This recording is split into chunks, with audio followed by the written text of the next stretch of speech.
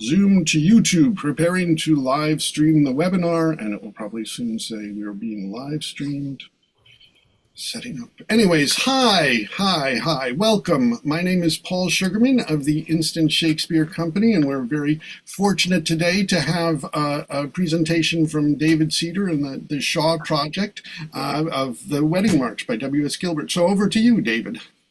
Yes, this play, The Wedding March, is Gilbert's English adaptation of the very famous French farce, An Italian Straw Hat by Lebiche. And it's very much his own take on it.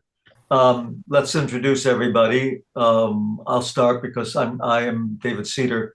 I will narrate, but I will also be reading Uncle Bo Patty and the Duke of Turnip Topshire. David.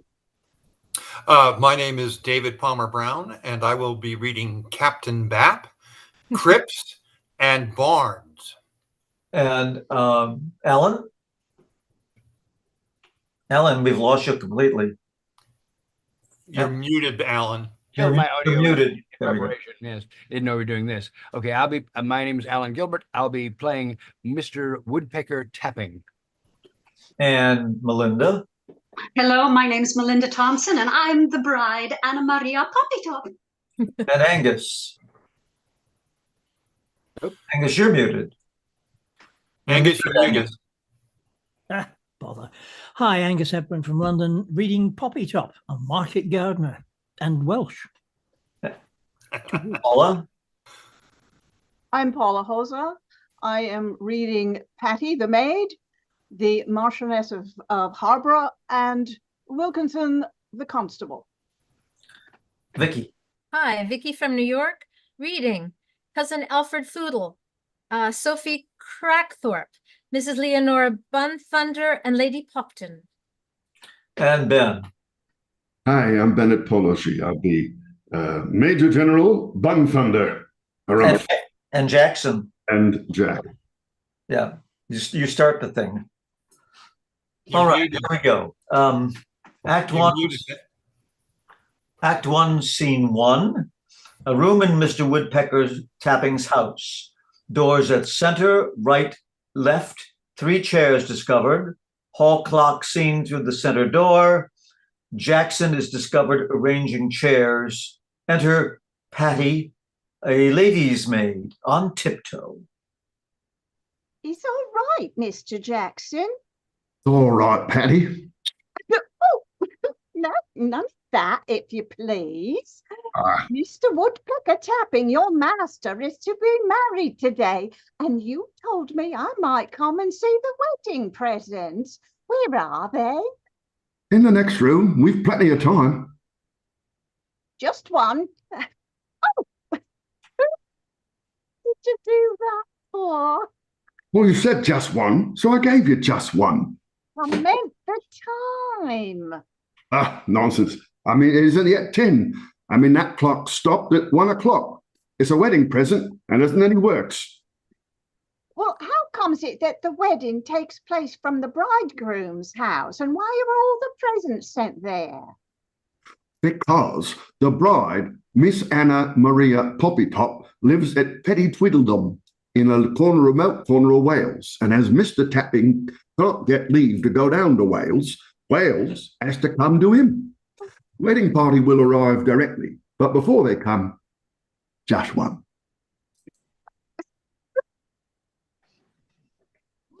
Oh, don't mind me. It's only Uncle Bo Patty. Nobody minds Uncle Bo Patty.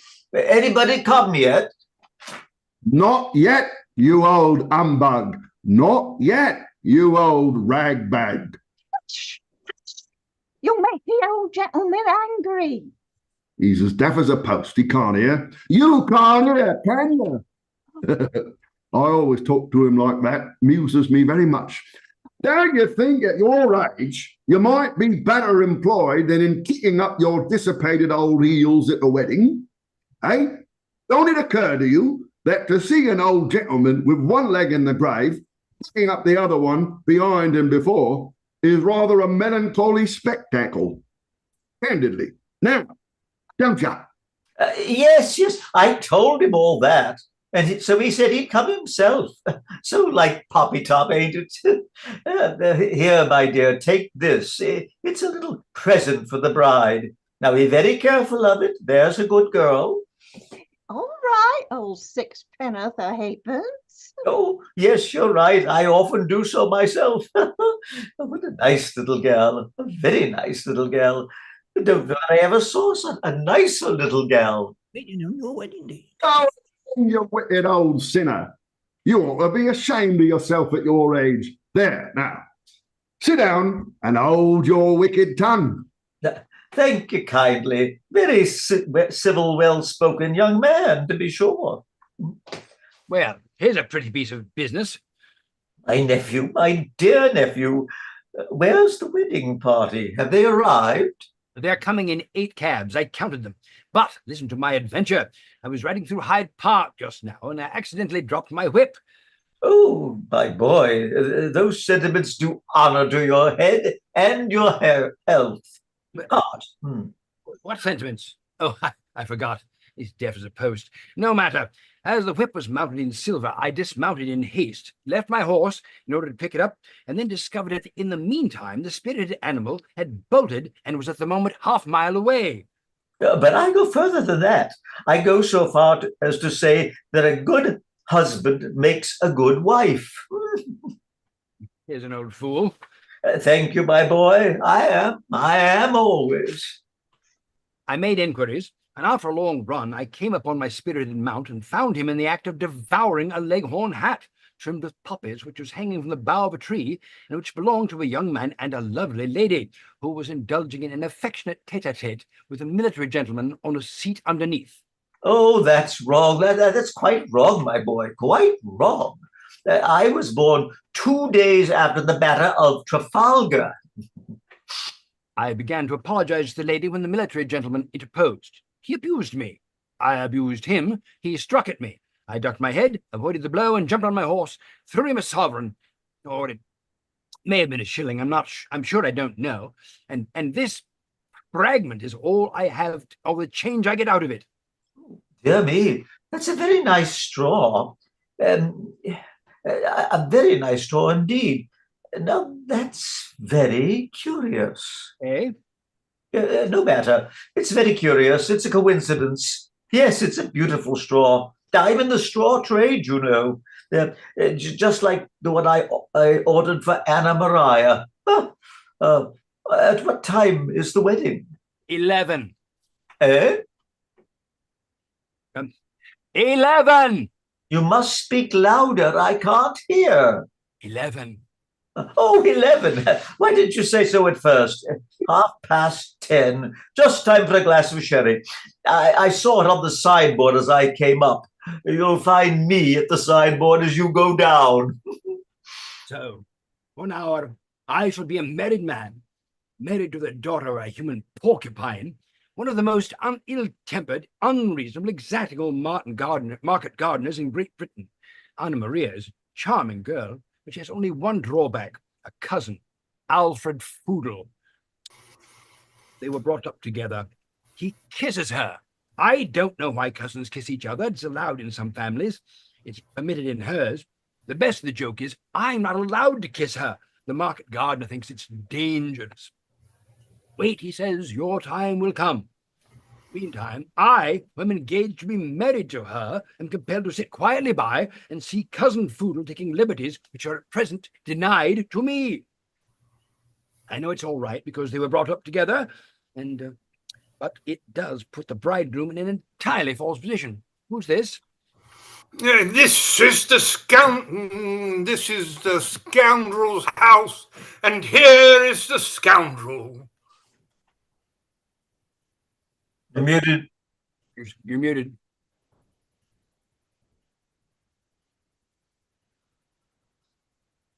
Dear Captain Bap, be careful.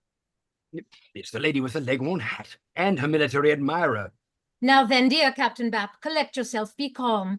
Be very calm. Leonora, leave this to me. I will not be dictated to. Sir, here I am. You see me, don't you? Distinctly. Well, sir, suppose you offer this lady a seat, sir. Don't sit down yourself, sir. How dare you attempt to sit down in this lady's presence? Now, sir, to business. You insulted this lady in Hyde Park. You, first of all, eat her hat. My horse ate her hat. You are responsible for his actions, sir. You, first of all, eat this lady's hat, and then you have the impertinence to throw her this insignificant coin. It was a shilling. I thought it was. Captain, it was a mistake. Allow me to rectify it. There. Fire and fury! What's this? A sovereign. For the hat. Insult upon insult! Sir, we have not come here for pecuniary compensation. I return your sovereign. Well, then what the devil have you come here for? In the first place, an apology. No, I forgive him. Come away. It isn't necessary. Leonora, will you leave this to me? Sir, apologize to this lady for having eaten her hat. But I tell you, my horse ate her hat. My horse is a well-tempered and well-bred animal, and will perhaps apologize if you represent the facts to him with temper and a gentlemanly moderation. Now, the moral of this is, Leonora... Sir? Fire and fury! I call you Leonora because I don't know your other name. The moral of this is, if you will walk out in Hyde Park with captains in the army... Sir, you're in error. This gentleman is my cousin. We were brought up together. Oh, I see. He is your foodle. This lady's what, sir? Her foodle. I say, you are her foodle. You don't know what I mean, but you may depend upon it, you are. I wish these people would go. You are an idiot. Will you apologize? Certainly, if it will get rid of you. I apologize. Now, go. Oh, but I haven't done yet. This hat which you have eaten is a present from this lady's husband. What? There's a husband, is there? That's wrong. Yes, the most jealous man in the world.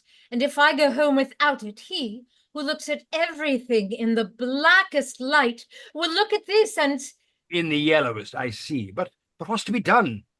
My husband knows every straw of this hat, and if I go home without it, he will kill me. There's only one thing to be done, and... To get another, exactly like it, of course, with pleasure, tomorrow. Tomorrow? And what's to become of the lady in the meantime? Oh, I'll remain here. Here? In my house? Impossible. I'm going to be married today. The wedding party is below at this moment. The devil take your wedding party. Will you procure this hat for this lady immediately, or will you not? A straw hat of the very finest description and trimmed with poppies. But I tell you, I'm going to be married. Woodpecker? That's my father-in-law elect. Coming! Stop. I see a way of doing it. I'll invent an excuse to call at a milliner's on the way to the church and tell her to send it here. Woodpecker! Coming! Will that do? Will that do? That will do. That will do. Woodpecker! Coming up. He mustn't find you here. Go in there, quick. Just in time. It's off. It's all off. What's off? The wedding. I won't have it. You've insulted your father-in-law, you've insulted your bride, and you have kept them waiting on your wedding day. It's off. Come home, Anna Maria. You shall marry cousin Frudel. Anna Maria! But if I apologize... Oh, then it's on again. Then I apologize. Oh, it's on again. Frudel, my boy, it's on again. Anna Maria! What's the matter? What's the matter?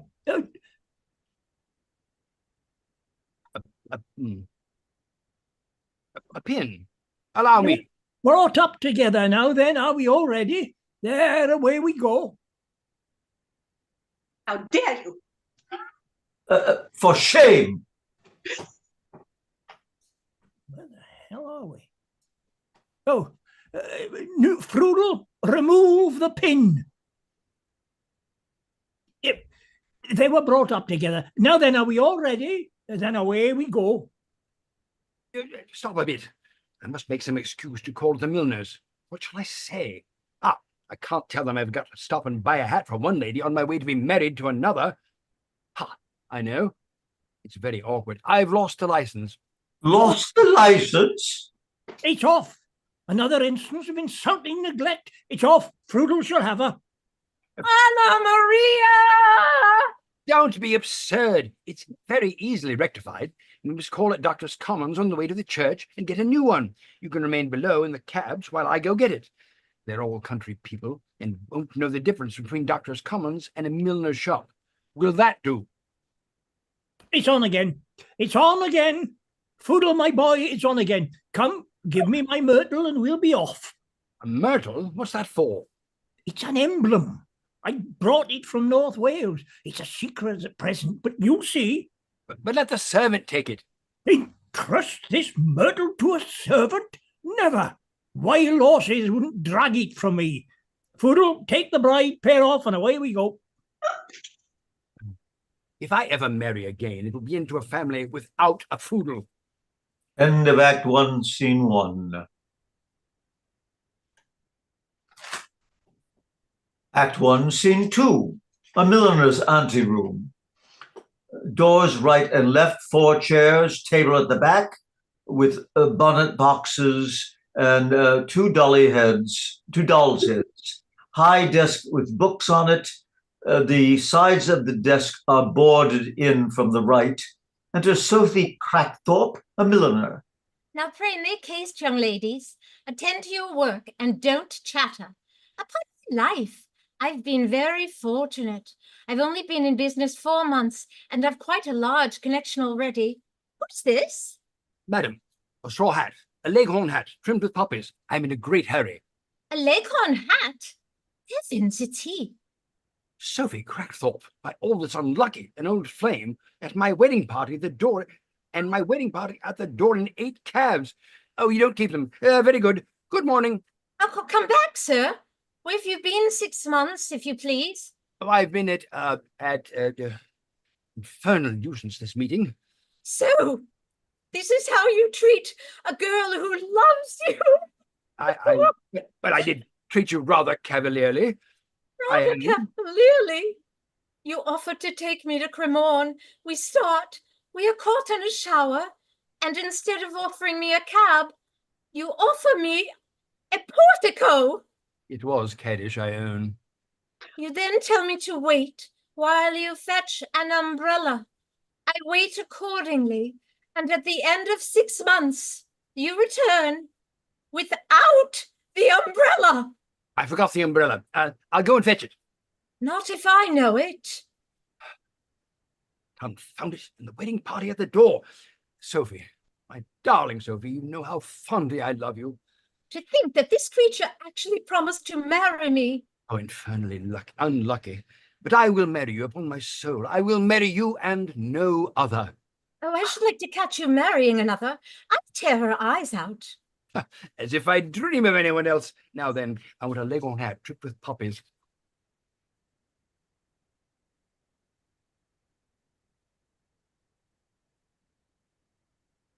Oh, for some reason. Some other woman, I suppose. Another woman? What an absurd idea. No, it's for the captain of the guards, who wants it as a birthday present for his colonel. Well, you shall have it on one condition. Name it. That we dine together at Greenwich this afternoon. Very likely. And that you take me to Royal Grecian this evening. Capital! A capital idea. I've nothing whatever to do tonight, and I was just saying to myself as I came in, what in the world shall I do with myself this evening? The Royal Grecian's the very thing. Where are the hats? Here, in the showroom. Come along. And don't catch you making eyes at my young ladies. Is all the wedding party coming up the stairs? So here we are in Doctor's Commons. This is Doctor's Commons. But why in the world have you left your cabs? Have you got the license? Where is the registrar? In one moment. He'll be here directly. I'm going to fetch him. Wait. So, this is Doctor's Commons. My friends, let us be very careful. We are in Doctor's Commons. Let those who have gloves put them on. Confound this myrtle. I wish I'd left it in a cab. I am much agitated. And you, my daughter? Walk about, my child, and it'll work down. Here is the register. We shall all have to sign our names in it. Papa, what are they going to do to me? Oh, nothing, my dear. The registrar will say to you, do your parents consent to your marriage? And you reply, I am. That's all. Damn the myrtle. Enter at center. Bless my heart!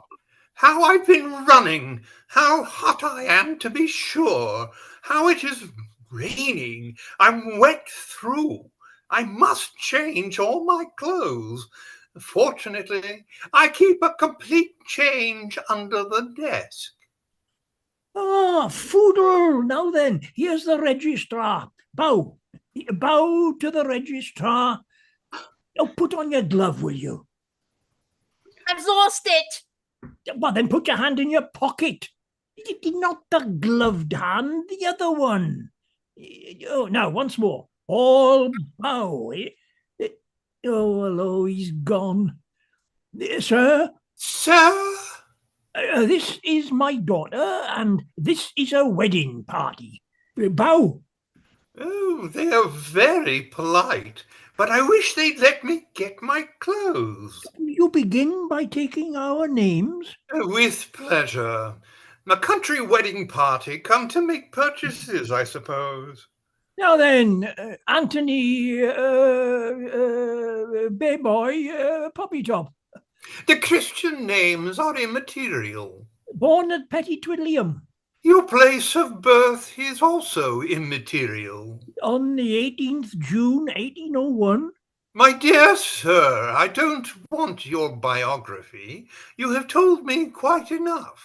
Oh, very good. Now it's your turn. Now it's your turn. Oh, it's your turn. Sir, before I consent to become a witness in this matter, I should like to give you my views as to the qualifications of witnesses. What is he talking about? An efficient witness, sir, should combine three qualities. In the first place, he should be of full age. And in the second, he should be a Briton-born or naturalized. And in the third...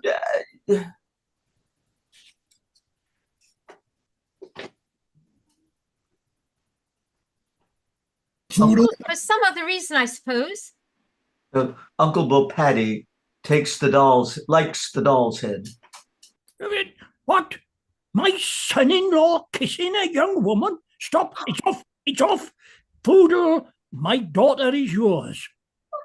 Why in the world haven't you gone back to your cabs? Sir, it's off. Very good. Anna Maria! You ought to be ashamed of yourself. What have I done? Your conduct is infamous.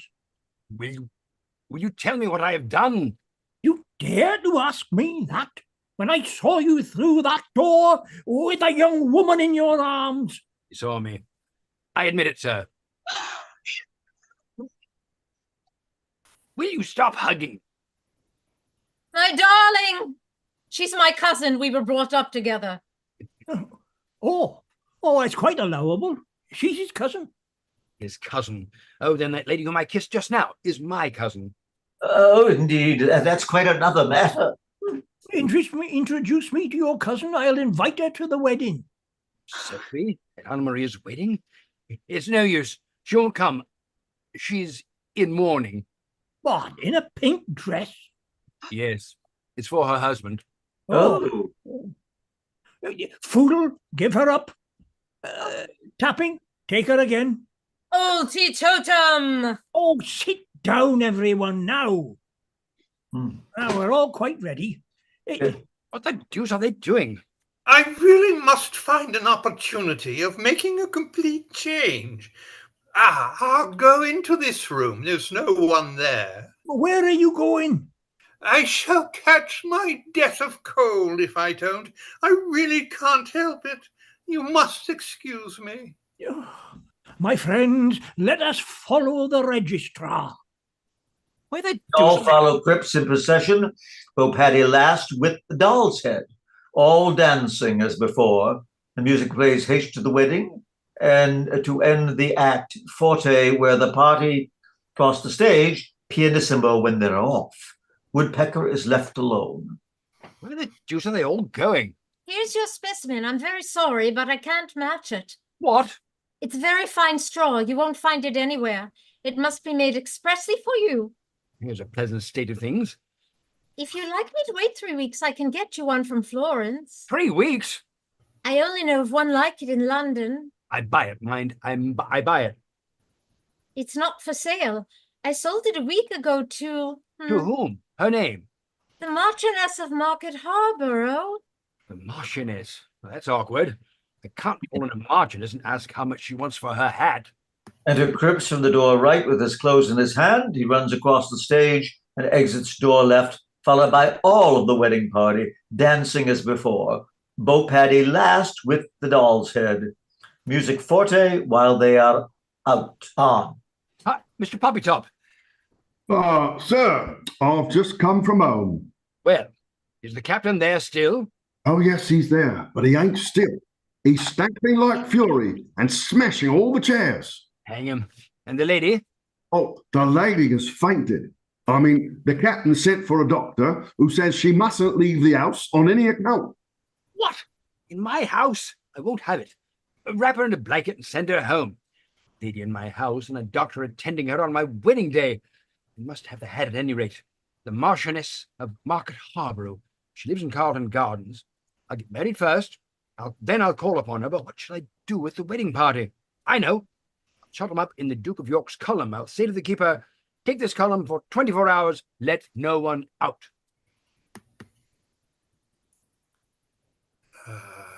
Cripps.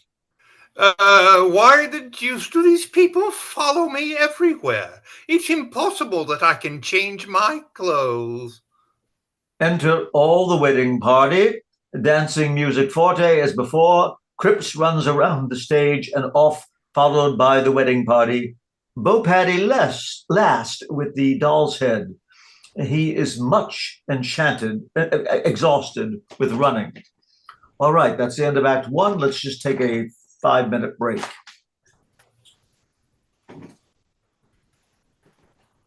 Okay, so it's about 1:31, so around 1:36 we'll be starting up again with Act 2. So, yes, thank you. This is a lot of fun. Kind of, I mean, like, oh my gosh, I'm just waiting to see what happens to this guy. And whatever it does, he's got it coming, you know. Oh, yeah. Thank goodness we're cousins. Yeah. Yeah. So yeah, this is, I'm not even familiar with Italian straw hat, but now I guess why it's called that, because the MacGuffin is the hat. So, but yeah, right, exactly. Yes. Well, this is, I mean, it's always so much fun to find these things. And I mean, because you just sort of think of Gilbert and Sullivan and not these other plays. So it is fun to have them. We're now getting a collection of them through the Shaw Project's various things, such as the other Rosencrantz and Guildenstern play, where they're not dead at the end, you know. So I was fortunate enough to direct and later be in the same production, W.S. Gilbert's Engaged, which is a hilarious play. It really works like gangbusters.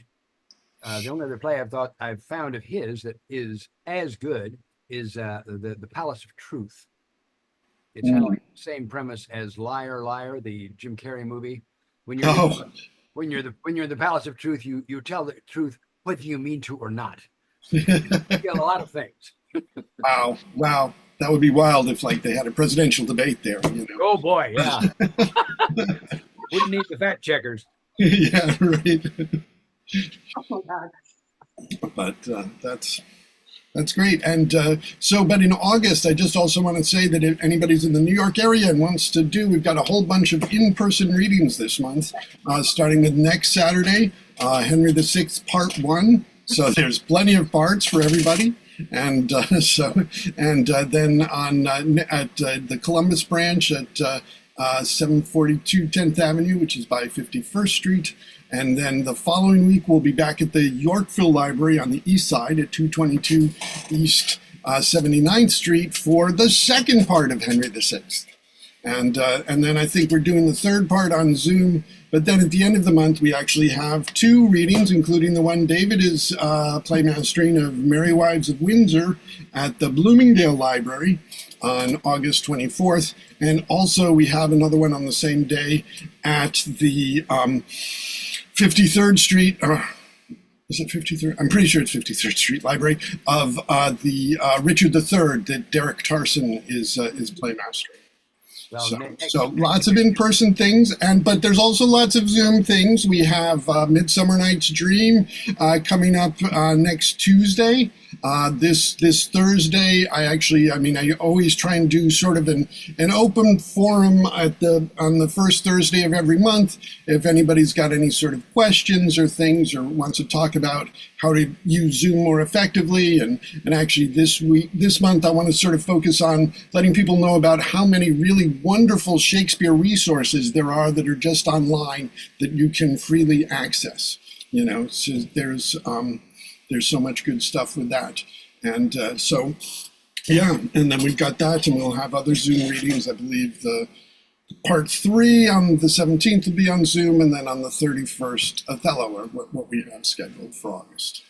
So. Next Saturday, I'm doing the final concert of the Manhattan Summer Winds. So.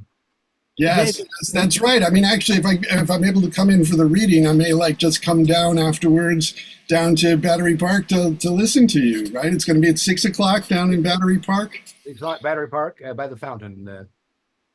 Wow. Yes. I landed on the wrong coast. Yeah. David, are you doing the all lines? I'm sorry? Are you covering the all lines? He is. Lines are all, except for, Oh, the alls. Yes, I am. Okay, because the notes you had me to do them also. I will avoid. All right. Are we ready to go? Is Vicky back?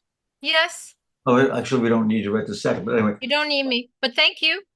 Okay, here we go. Act 2. Reception room in the Marchioness of Market Harborough's, a handsomely furnished drawing room, 3 doors on the flat in the right and left and center to discover handsome chamber backing. Right, all right. The door and window at left, 2 doors at right, 1 with lock and key, 2 chairs at back, and a small table with vase and bouquet of flowers. Piano and music stool, handsome luncheon being seen through the doors at the back. Enter Barnes, a servant.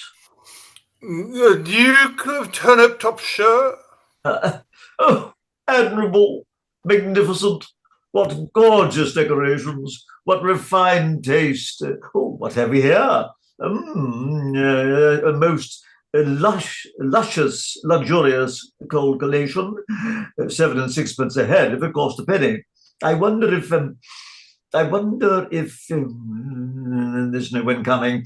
If I might venture to take just 1 tartlet, I will. Well, Duke. Marchioness. Oh, Duke, you've been picking the luncheon again.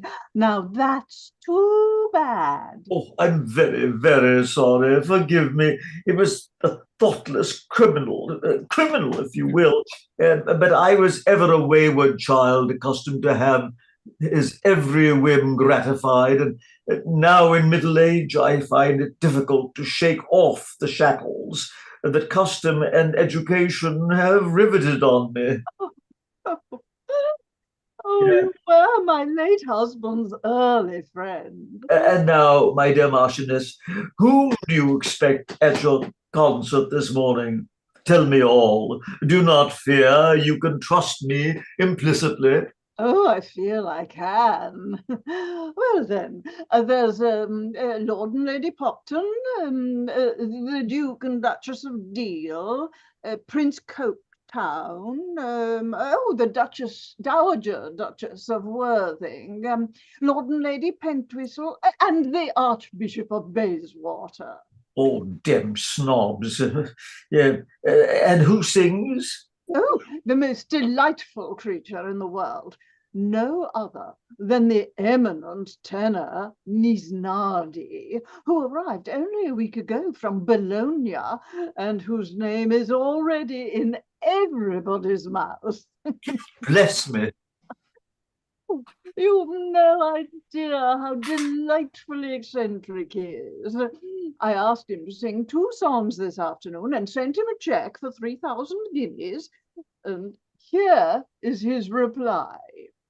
Madam, you ask me to sing 2 songs. I will sing 3. You offer me 3,000 guineas. It is not enough. Foreigner. It is not enough. My terms are a flower for your bouquet. A flower? A flower from your bouquet? Is it not romantic? Oh, it affects me to tears. Pardon this weakness. Oh, dear Duke. Oh, you know the Princess Polpetti with the pretty feet?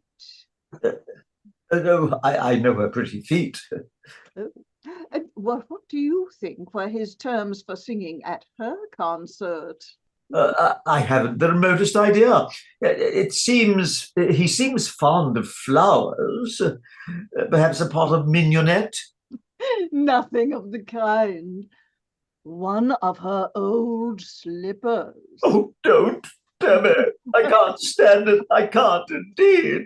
Oh, what tenderness, what sympathy. You were my late husband's early friend. Oh, gracious. Here are my guests, and I've been crying. I can't see them in this state. Duke, oblige me by receiving them out.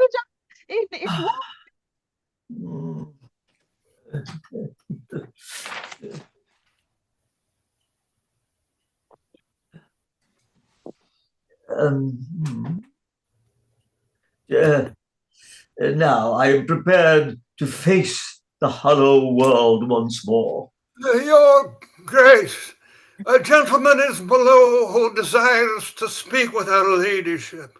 His name? Do not deceive me, varlet, or I'll throttle you. I have known your Grace, man and boy, these 18 months, and I have never told you a lie yet. The gentleman declines to give his name, but he says he wrote to her ladyship this morning. It is he, the tenor, the eccentric Nisnardi. Show him up and treat him with the utmost courtesy. He is a man who has refused 3,000 ducats. 3,000 ducats. 3,000 ducats. I say, John Thomas, can I see the Marchioness of Market Harborough? In one moment, pray walk in. The Marchioness will be here directly. In the meantime, allow me to introduce myself, the Duke of Turniptopshire. The what? The Duke. A real Duke? Certainly. Observe. Are you convinced? I am. And I took him for a flunky. I'm speaking to a real Duke, and I'm going to speak to a real Marchioness. What am I going to say to her? Why, I'm going to ask her how much she wants for a hat. Oh, I can't do that. Wait, it would be an outrage. The very family pictures would say to me, "Get out, this ain't a bonnet shop," and they're right. He speaks English very well, but he's clearly an Italian. He's got such a rummy waistcoat. I'll draw him out a bit. Pretty feet, old slippers, songs, polpetti. Oh, you dog. Pretty feet.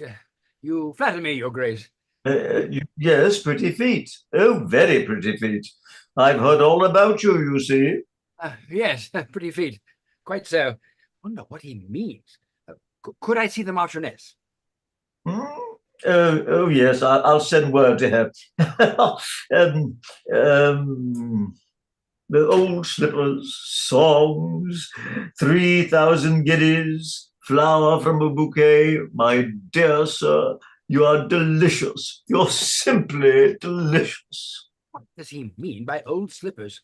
And 3,000 guineas. So, I'm married at last. Really and truly married. On leaving Sosie Crackthorpe's, we started for the church, and Anna Maria and I were made one, and now there's nothing to be done to get the hat from the Marchioness.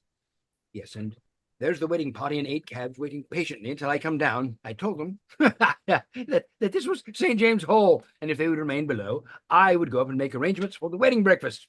I hear the Marchioness. I hope she's got my note. I worded it very prettily. I concluded with a very touching appeal. Remember that, becoming as a hat may be, self-sacrifice is, after all, a woman's noblest coronet. Pretty idea. It's so true. Glorious man. Your ladyship. Oh, pardon me for having kept you waiting. Oh, do you find it cold? Infernally cold. What a wealth of southern emphasis. Ah, sir, I can offer you a hospitable welcome, an appreciative company, but I cannot, alas, I cannot offer you an Italian sky. Oh, well, never mind. If it's of no consequence if you haven't got it handy. Ah, Bella Italia. It's a lovely country. Ma'am, my lady, how am I to begin? I did myself the honor of writing a note to your ladyship. Oh, a most delightful note, and one that I will carry about me as long as I live. I will never part with it, never. No, my lady. Thank you, my lady. May I remind your ladyship that self-sacrifice is, after all, a woman's noblest coronet. No doubt. In that note, I ventured to ask you for a slight favor. Oh, of course. Oh, extremely dull of me. But do you mean to say that when you made that request, you really were in earnest? Earnest, my lady. Damned earnest. I beg your ladyship's pardon. What an Italian fervour of expression. I will keep you in suspense no longer. You shall have what you asked for, though you're a bold man. But immediately? Immediately.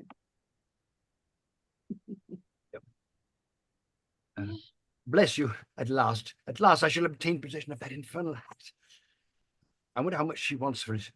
Shall I beat her down? No, hang it all. A Marchioness. Let's do the thing handsomely. I'll give her price. There is what you asked for, bold bad man. What do you call this? The flower. Oh, you remember. But I want a hat. A hat. Didn't you get my note? Yes, here it is. My terms are a flower from your bouquet, signed Nisnardi. Oh, I see. Then I'm Nisnardi. Eccentric creature. Of course you are. You take me for someone named Nisnardi. But you said... Lord and Lady Popton, Prince Coketown, and the Duke and Duchess of Deal. Here's a fix. I shall get kicked out if I don't take care. What the deuce shall I do? My dear Duke, my dear Lady Popton, allow me to present you to the incomparable Nisnadi. And are you really Nisnardny? Madam, I really am Nisnardi. And are you really going to favor us with a specimen of your marvelous talents? With great pleasure. Signor Nisnadi is most kindly going to sing 3 songs. How delightful! Oh, I'm a singer, am I? I can't sing a note. I must get out of this somehow. Marchioness, I have a most extraordinary, I'm afraid you will say, unreasonable request to make. Thing, I'm sure. But it's a secret. Oh, I'm sure our friends will excuse us. Now, we are alone. You will think me mad when you hear what I have to say. Marchioness, I am the slave of impulse. I know you are. Yes, it's a most remarkable thing, but when a whim enters my head, I lose my voice until it is gratified, and a whim has just entered my head. And listen. Oh, my goodness, he won't be able to sing. What do you require? Whatever it is yours. I hardly know how to ask for it. I will save you the trouble. I know instinctively what you want. You do? Oh, I do. Take it. It is yours. No, it's not that. Not my shoe. No, the other end. The other end? Look, yes, you wear a straw hat. I do. Well, it is for that straw hat that I have conceived this indescribable longing. Oh, is that all? That is all. Is it not a mad idea? Oh, not at all. I understand perfectly. You want it as a pendant to the slipper. The aristocratic mind seems to go about in slippers. You shall have it at once. Oh, divine creature. 10 minutes, the hat is mine. I wonder how old Poppy Top is by this time. Swearing like a Trojan, I'll be bound. There's his cab. I can almost hear him growl. Oh. Where the dickens can Woodpecker have got to? Oh, why, yeah, there he is. Woodpecker! Why, Poppy Top, what are you doing here? Explain yourself at once. Doing? Why, I'm breakfasting. I'm breakfasting devilishly well, too. My boy, you have done the thing uncommonly well. I'll be hanged if the old gentleman hasn't been devouring his ladyship's luncheon. Uncommon well. They seem to be doing these things at St. James Hall. A better breakfast I never sat down to. Hang it all, sir. Don't you know what you're doing? Yes, and I mean to do it again. But where are the others? The others? Oh, they're all right. But they're not breakfasting too. Oh, yes, and breakfasting devilish well.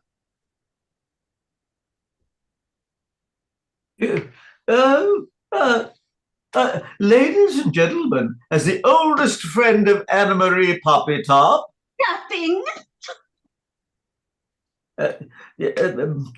in one word, I propose the health of the bride, for she's a jolly good fellow. Here's a pleasant state of things. We shall be kicked out, given into custody, a honeymoon in Holloway jail. Will you be quiet? Come away. Hello. Oh. What's the matter? My myrtle. I've lost my myrtle. It's in the cab, I dare say. Will you come? Oh, but I can't get on without my myrtle. It gives the... What's all this? Help! Help! He gives the alarm, all is lost. Hold your tongue. I have known your grace, man and boy, these 18 months. Go in there. If you so much as sneeze, I will pitch you out of the window. Well, have they brought you the hat? Not yet, my lady, but if you would kindly ask them to hurry a little. Oh, who is this gentleman? That gentleman. That gentleman is Mr. Poppytop, who always accompanies me everywhere. Oh, you're a accompanist? Indeed. A good accompanist is most valuable. She takes him for a musician. And you, sir, are also Italian? I come from Petty Twiddlium. Petty Twiddledum, a romantic village in the Abruzzi. His name is Popiopi, formerly a brigand, but he's reclaimed. He's quite harmless. A reclaimed brigand? Oh, how very interesting. Oh, I wish I could find my myrtle. Your what? I've lost my myrtle. Your myrtle? What myrtle? It's a song called My Myrtle. Very pretty. It goes like this. Through the spring of my myrtle, may I deck my kirtle. Do not... Mock turtle? Hold your row, do. Oh. If everything is ready, my guests shall come in. They're dying to hear you. Will you oblige me with your arm? Oh, more guests? Oh, what a wedding this is, to be sure. Woodpecker certainly is doing the thing uncommonly well. I'm going mad. My reason totters on its throne. Here is the hat. The straw hat. Hurrah! At last. Saved! Saved! Here, take this. Here's my purse. Be happy. Why? What's the matter with the gentleman? At last, at last. A black straw. Positively a black straw. Come here, miss. This is not the one. I want the leghorn trimmed with poppies. My lady gave that one to her niece, Mrs. Major General Bunthunder. Oh, just my luck. All the ground to cover again. Mrs. Major General Bunthunder. Where does she live? Number 12 Park Street, Grosvenor Square. Very good. Vanish. Oh, my course is clear. I must be off and leave my father-in-law and the wedding party to the square matters with the Marchioness. Then now for 12 Park, Grosvenor Square.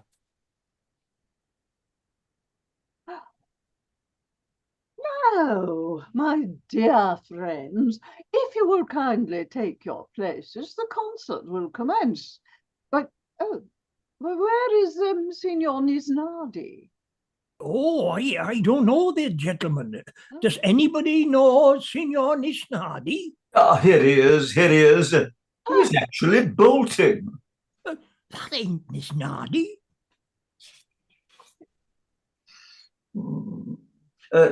I napped him just as he was getting into his cab. Oh, no. I assure you, I'd forgotten my tuning fork. I left it in the tab. Damn. Bravo. Signor Nisnardi, we are quite ready when you are. Certainly. Delighted, I'm sure. Hush. This is most awkward. My voice is like an old tin kettle. Hush. What the devil shall I sing? When you're lying awake with a dreadful headache and repose a step by anxiety, I concede you may choose any language you choose to indulge in without impropriety. Or your plane is on fire, your bed constant fire of your usual somewhat plunder. I say, what's all this? Bravo.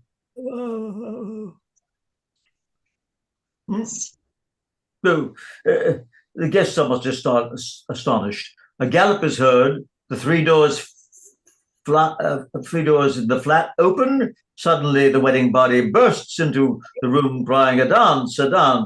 They take the Marchioness guests and gallop around the stage as act drop falls quickly. Poppy Top dancing with the Marchioness, Bo Paddy with Lady Popton, and Foodle with Anna Maria. End of Act 2. Another 5 minutes. Okay, so yet another 5 minutes. What else can he get himself into? So 1:57, so we'll be back at 2:02. So, but one of the things when we do these live streams, you can't sort of pause the live stream or do anything like that. So that's why I'll talk, or if anybody has anything else they'd like to share or talk about.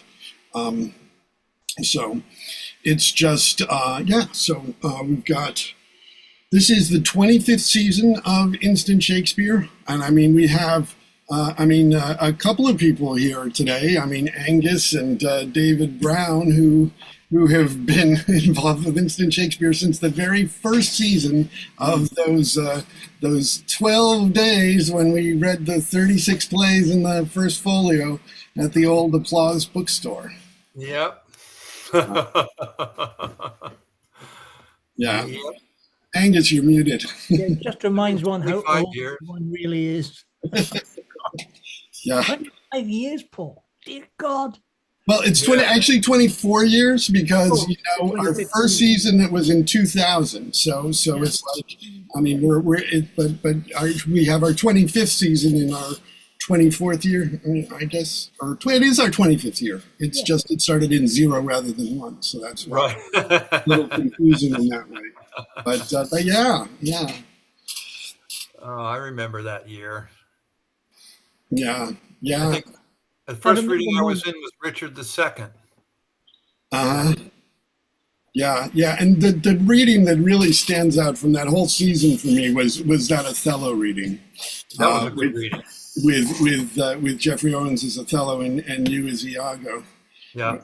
That was quite that's one of the things that really sort of showed me, I mean, the possibilities of how, it can just sort of work, because if you just sort of trust, I mean, with Shakespeare, just sort of trusting the words and doing it and going full out, it's so much of it is there in the text, which is why I always sort of have problems with directors who try and lay too many concepts on Shakespeare, because generally their ideas aren't as interesting as what's there.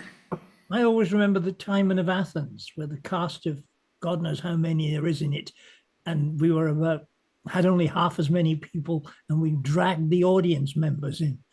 I think we did that with Jefferson Market. Mm-hmm. Was that the one at Jefferson Market? I remember doing one at Jefferson Market of Timon, and No, this was the one. This was the one in the first year.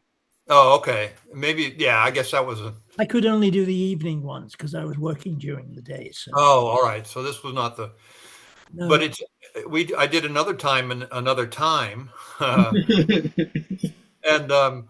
we were short actors, and audience members stepped in, and it was surprising how good they were. Oh yeah. Trust the words. Trust the words. It's really good. And it is also, I mean, Timon is one of the ones that it's really sort of tough to build interest in. It's interesting. They've got when I saw things from the Folger, when they talk about which are the ones, because it's like Romeo and Juliet, Hamlet, those are the ones that are always sort of at the top. And then as they go down the list, as you get to Henry VIII, and then always at the bottom is Timon of Athens. Just got some really great stuff in it. But it does. Yeah. Especially when you're really winging it. Yeah, it's such a sort of it's these directors who have no imagination, it's good stuff. Mm-hmm. And most of them can be slotted into the current political situation as well.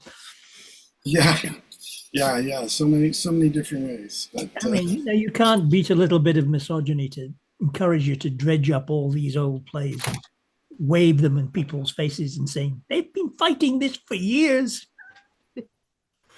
Well, I just did a production of Coriolanus, and it really impressed me how topical so much of the subject matter was to today, with loudmouths and people who. Anyway, I just thought it was fascinating. Yeah, that's right. Well, he was writing about people, and people really haven't changed. Society may have changed, but people and their desires and passions and obsessions are still the same now as they were in Elizabethan times. They haven't changed in thousands of years. And the way they're looking back now at the Neanderthals and the Denisovans and finding how those societies interacted and behaved and mixed and mingled. Oh, yeah. It hasn't changed for thousands and thousands of years. No. Had my DNA done. I might have 2.8% Neanderthal, or 2.7, the average. You must be European. Yeah, yeah. Yeah, sure. Lots with European. I think it's been about 5 minutes now. If we're gonna. Yeah, is everybody back? Yes, Yep. Ben, are you there? yes. Yes. Okay, good. All right, are you ready to go?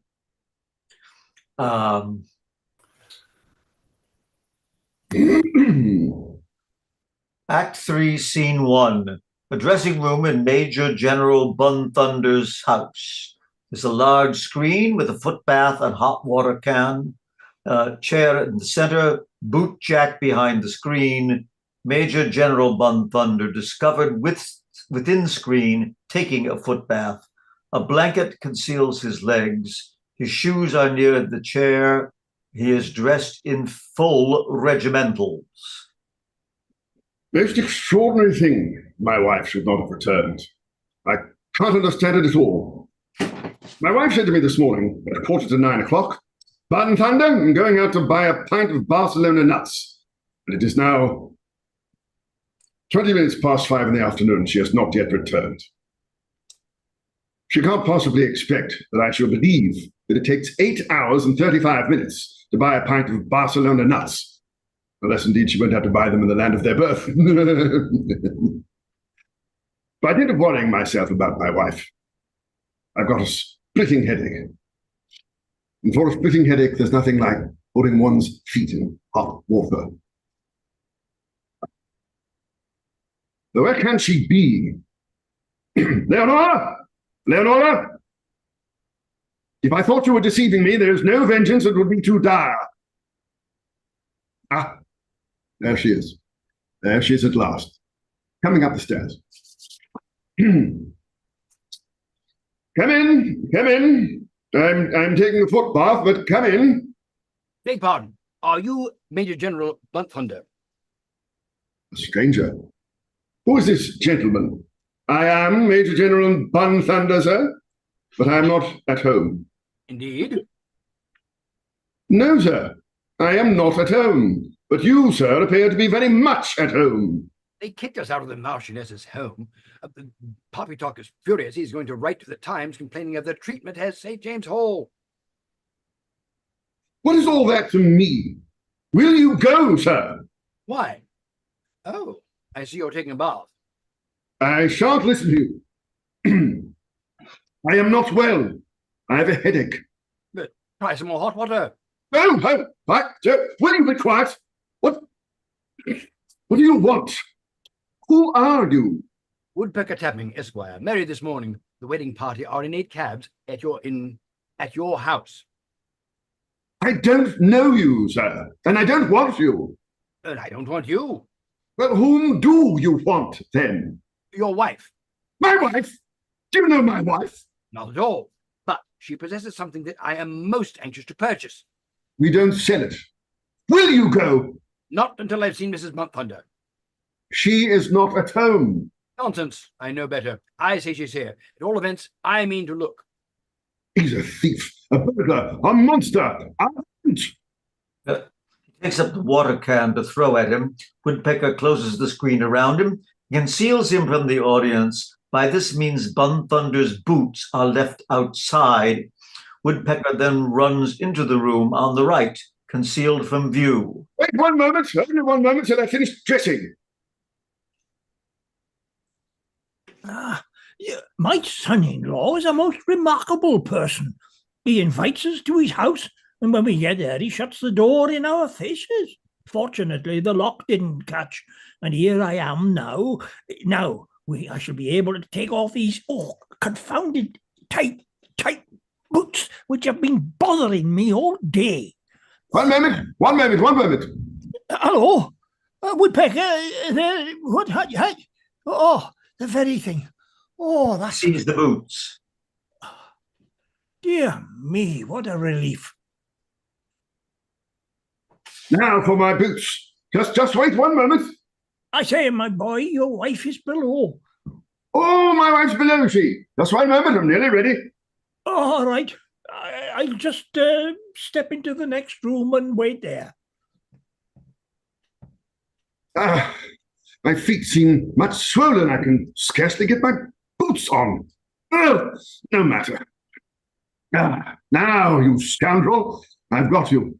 No, I won't dance anymore, thank you. I'm quite done up. Very much obliged to you, but I'm really quite done up. It's not the same. It's another of his gang. Robert, where's your captain? Not another drop, thank you. I've done capitally, and not another drop. Ah, he's in there. Another wedding guest whom I don't know, and in regimentals, too. What a swell. I'm very sleepy. I wish I could find a boot jack. Now, my dears, come in. Woodpecker has just finished dressing behind that screen. He's nearly ready. Make haste, my boy. Your bride is here, and I'm going to avail myself of the opportunity to make a little speech, a little affecting speech. Oh, Papa, I'm so agitated. Oh, naturally, my daughter. When I make one of my affecting speeches, all who hear them are agitated. Now then, Woodpecker, come along. You're not ready yet? No, no matter. Stop where you are. You can hear what I've got to say. Foodle, my myrtle.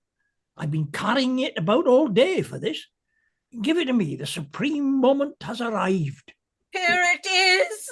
Oh, my children, my dear children. Have you seen a boot jack? Next door but one. Go and hang yourself. Thank you. Yes, I will. Confounded one. Where was I? next door but one. Go and hang yourself. Oh, thank you. Now, Woodpecker, my son-in-law, my dear son-in-law, listen to what I'm going to say. My daughter, my flower, the apple of my eye is yours. I have given her to you. Love her, honor her, cherish her. You hear? Cherish her. Do you hear? Cherish her. No answer? Oh, yes, I think I hear him sobbing. Woodpecker is sobbing. As for you, my daughter, observe this myrtle. I planted it on the day that you were born. Let it be your emblem through life. Let its evergreen boughs remind you that you have a father, that you had a mother, that you may have. No matter that. Let its evergreen boughs remind you. I can't remember anymore. Ah, I found it. What? The boot jack. Oh, there. Now, go into the next room. We're going to have tea. Haste to the wedding party, except for Poppy Top, all dance off through the right door. I can't find her anywhere. What are you doing here? I let you in the cab and shut the door in your face. Well, you did. Your conduct was disgraceful, sir. We will not disturb the harmony of the evening by quarrelling now, but tomorrow we shall have it out. Most extraordinary thing, I found plenty of hats, all colours, blue, yellow, green, grey, plaid, but not one leghorn hat among them. Ah, here he is. Now I've got you, thief. Thief, nonsense, let go. You don't understand. This morning my horse devoured a leghorn hat belonging to a lady who was engaged in flirting with the captain of the guards. Oh, sir, what's that to me? But you don't understand. That lady is now at my house and won't leave it. Well, why don't the young widow go home? Widow? Good gracious, she ain't a widow. She's a married woman, and her husband knows nothing about it. The worst of it is that her husband is a miserable one, grinning idiot and a washed-out Othello who would thrash her if he found out. I can quite understand it. But we'll hoodwink the old humbug with your help. Sly dog, eh? You won't we, eh? No, I don't think I ought to connive it. And yet... It is now. Here are the fragments. Oh, good heavens. Leghorn hat, trimmed with poppies. It's hers. It's hers. It's my wife's. And the Barcelona nuts were a miserable subterfuge. Murder will come of this. Sir, this lady who is stopping at your house is my wife. This is pleasant. This house I've been shivving all over London all day with my wedding party at my heels turns out to be no other than the very hat my horse ate this morning. Come along, sir. Where? To your house. Where do you live? I decline to say. You shall never know. Where does this young man live? Oh, number 8, Little Pickle Boy Gardens, Mulberry Square, Southwest. Yeah, good. Come along. My dear sir, this lady who's at my house is a negress. She's as black as your boots. Artful evasion, sir. Artful evasion. Come, sir. Come. He drags him off stage through the door at left. Poppy Top goes to the right, beckons the wedding party. They enter and all follow Poppy Top off stage. Bo-Patty comes last with the myrtle. End of Act 3, Scene 1. Act 3, Scene 2. A public square. Night. Woodpecker Tapping's house on the left, another house next to it, police station on the right, a lamp center stage connected with each side by an iron bracket. Lamppost. View of square with illuminated windows on backcloth, doors practicable to houses, windows practicable to police station, door steps to houses right and left. A gutter across the stage at the back. It is supposed to be raining. Enter the wedding party dancing around the stage with umbrellas, except Bo-Patty, who endeavors vainly to get shelter by running first under one umbrella and then under another. Music as before. This way, my friends, this way. Oh, hello, look out for the gutter. Oh, Papa, where's Woodpecker? Eh? Ain't he here? No, but he's given us the slip. Papa, dear, I'm so tired. I can't go any further. And my new boots hurt me, so I must sit down. So did mine, but I've changed them. Oh, Papa, why did you send away the cabs? Why? I paid him £11, 15 shillings already. Ain't that enough? Oh, well, where are we? I don't know. Woodpecker told us to go straight to his house, number 8, Little Pickle Boy Gardens, Mulberry Square. Oh, well, perhaps this is Mulberry Square. Your great-grandfather used to live in London. Is this Mulberry Square? Oh, yes, splendid weather for ducks and peas. Yes, for ducks and green peas. Ah, you old fool. Here's a policeman. I'll ask him. I beg your pardon. Is this Little Pickle Boy Gardens, Mulberry Square, Southwest? Move on. I paid taxes in advance to support that pampered menial. I feed him, I clothe him, I lodge him, and I pay him, and he tells me to move on. That's too dear. It's a deal. It's too dear. Hurrah! Little Pickle Boy Gardens is all right. Here we are. Ah, here's number 8. Get up, my dear, it's no use. I must sit down somewhere. Not in a muddy road, my dear. It's a 7.37 and 6penny dress. Oh, why don't they come? Oh, there's a light on the first floor. The woodpecker must have arrived before us. Woodpecker! Woodpecker! Oh, make haste, it's pouring. Come down. Come down. Down. No, then. Can't have that noise here. Move on. Move on. Oh, thank you, my dear sir. Don't you trouble yourself to brush it off. I'll do that when I go in. Here we are. Come in. Out of a question. Hey? It's impossible. More than my place is worth. Why? Lady's still upstairs. A lady? What lady? The lady who's stopping with master. The lady without a hat. A lady stopping with a master? On his wedding day?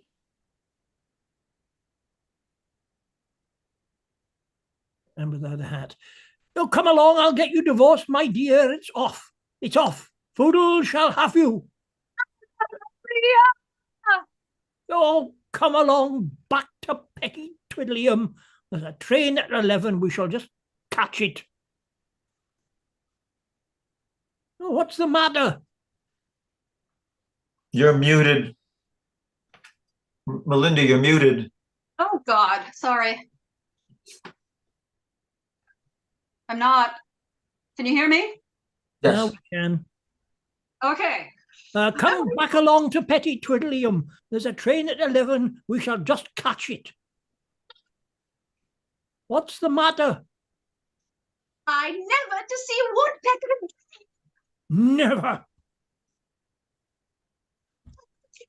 Presents. My dear, you're a very sensible girl. Oh, to be sure you had. Go and bring out all my daughter's wedding presents. Mind everyone. Be off. Oh, here is the man. Here is the monster.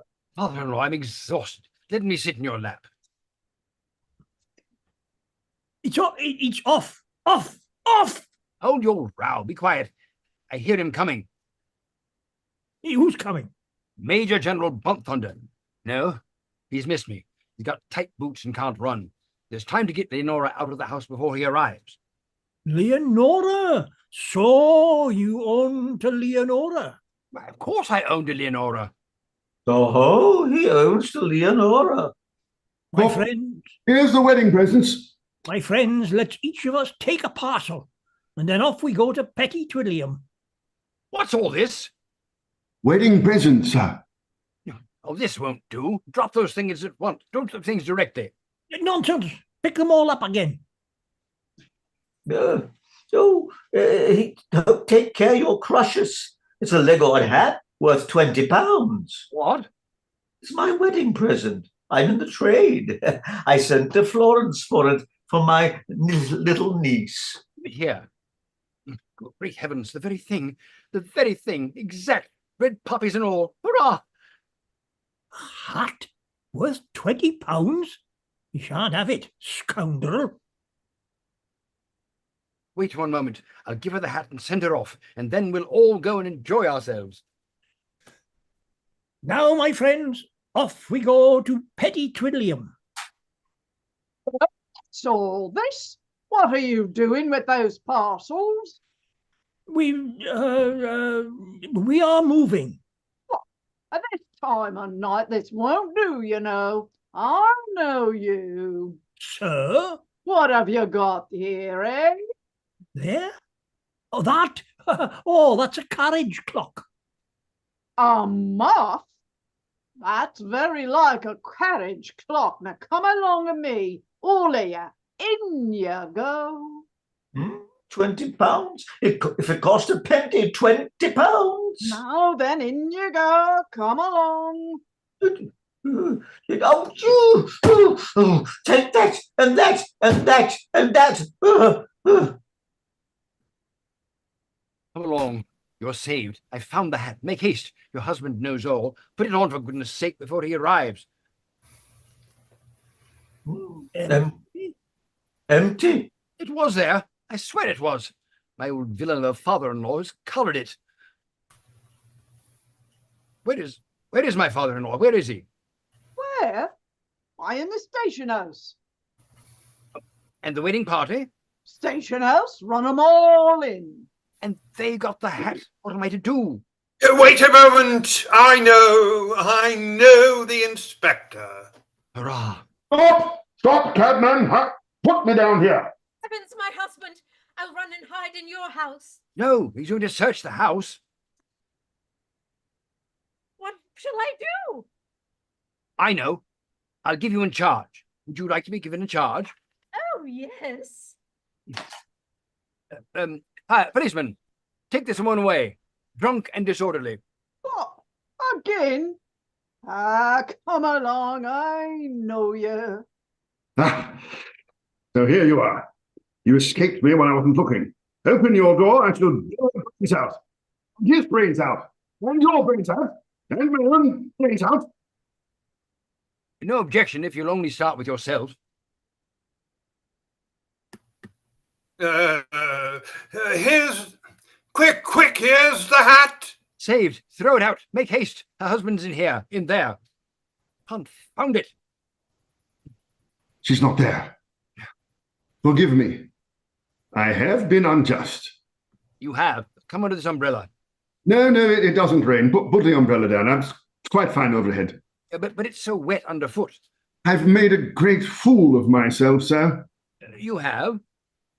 I apologize, sir. I think you should, sir. Forgive me, sir. I do, sir. Why are you jumping, sir? Violent cramp. Indigestion. I can't help it. Always takes me so. Well, indeed, have you tried? Don't, sir! He knocks the hat off the lamppost. Enter Leonora from the station, followed by the guests of the wedding party, one of whom unhooks the hat, which falls to the stage. Leonora picks it up, puts it on, and comes forward. I won't be trodden on like this, sir. So, sir, I found you out at last. She's got the hat. Is pretty behavior for a married man. She's got the hat. All day long have I been waiting for you at my aunt's. You have? Forgive me. But the Barcelona nuts. You have not got the Barcelona nuts. She's got the hat. You've got it, haven't you? Sir, I haven't the pleasure of your acquaintance. No, of course not. Oh, no. But you've got the hat. Has she got the hat or has she not got the hat? She has. Leonora. My son-in-law. Your hand. It's all right. It's on again.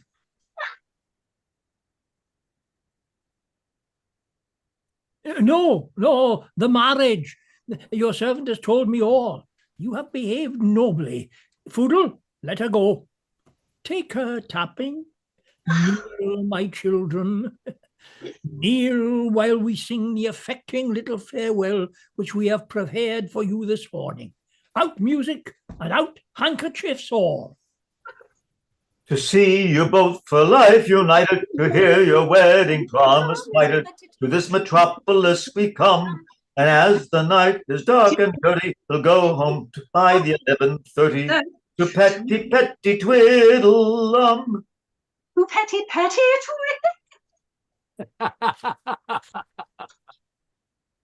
Does anybody still wear a hat? During these lines, the bride and bridegroom bid farewell and go towards the house. All the others gradually moving off, except for Patty, who proposes to enter the house with the bridal couple. He is brought back by Poppy Top as the curtain falls. And the curtain has fallen. Bravo. Well done, everyone. Thank you, David.